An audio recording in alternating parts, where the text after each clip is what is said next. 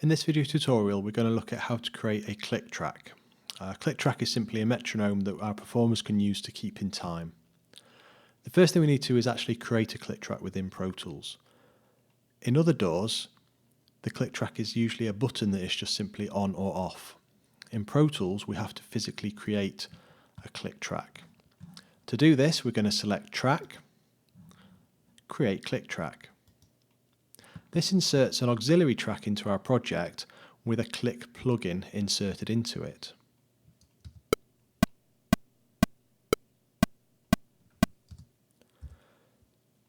There is a problem with this click.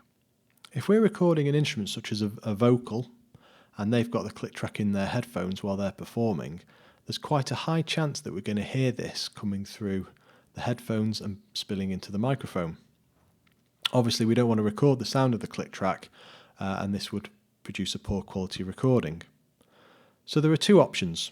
We could turn the click track down, but we might have set the level so that our singer can hear exactly the level that they require.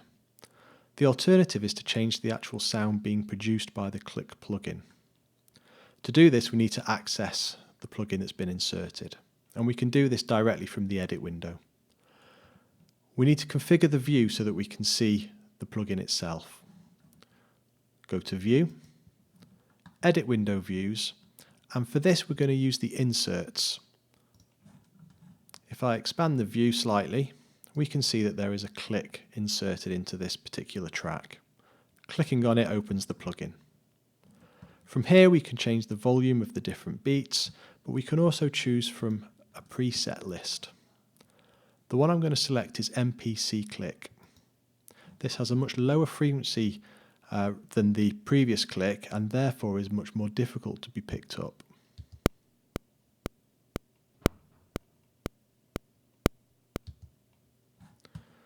I'm going to close this plugin down. Once we've chosen the most appropriate click to use, we need to set the tempo of the project. By default, Pro Tools is 120 beats per minute. In order to change this, we need to access the transport panel. If you can't see yours on the screen, it is because it's just being hidden. If we press Command and number 1 on the keypad, we bring it into view. Currently, this is set to its minimal view, which only gives us really the transport controls and some pre-roll and post-rolled options. To be able to view the tempo, we click on the down arrow and select All. This now gives us more options on the right hand side. Here's our tempo. Currently it's greyed out. We can't select it, we can't change it. And this is because it's currently reading the tempo map, otherwise known as the conductor in Pro Tools.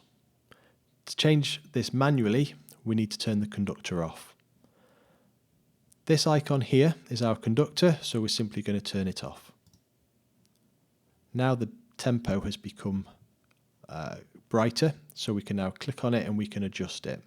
Clicking and dragging up and down will adjust the tempo, or equally, selecting and typing a new one in allows us to do the same.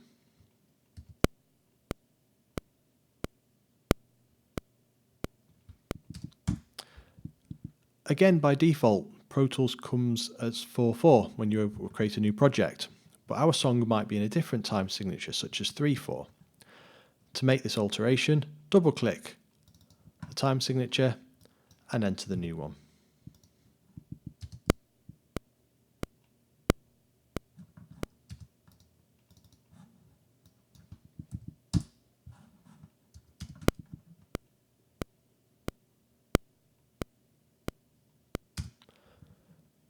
If you can't hear a click, there are two reasons this could be.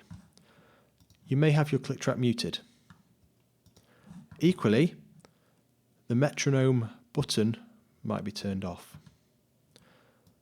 This needs to be highlighted in order to be able to hear the click track. We may have a situation where we need to create tempo changes in the project. That is, at a certain point, the tempo goes from one speed to another. In order to do this, we need to go into our tempo track. However, we need to use the conductor for this to work. So we need to turn the conductor back on. Using the conductor sets it back to the default 120 beats per minute. So we need to open the tempo track by clicking on the down arrow. And we can expand this further by simply clicking and dragging. The red icon right at the beginning is our tempo. So if we wanted to adjust this to say 90 beats per minute, we would click and we would drag down. It's worth pointing out at this point in the video tutorial that I'm using my object select tool. Sometimes we may have other tools selected and they behave differently, so we need to use the object grab tool for this particular action. Let's say that at bar 5 we want it to change from 90 beats per minute to 120. We can simply put our cursor where we want the change to take place, but that only gives us a visual aid. We can zoom in by clicking on the plus and minus in the bottom right hand corner. Equally, we can use the R and T keys, which allows us to zoom in as a keyboard shortcut. So selecting my bar 5. To make a tempo change at this point, we're going to use our pencil tool. So clicking on the pencil tool and simply clicking to create a new point. I'm now going to select my grab tool again and adjust it to the desired tempo.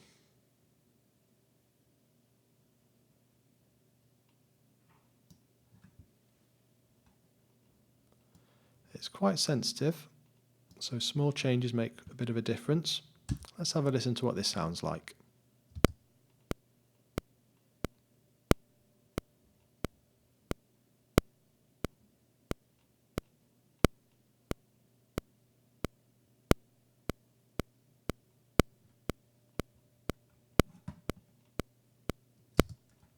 Now currently, Pro Tools is mapping to the time, the minutes and seconds. We can adjust that by clicking on the down arrow in the transport panel and selecting bars and beats. This now brings the view and uses the bars and beats, which is a slightly more accurate way of making the adjustments. Equally, we might want to change the time signature.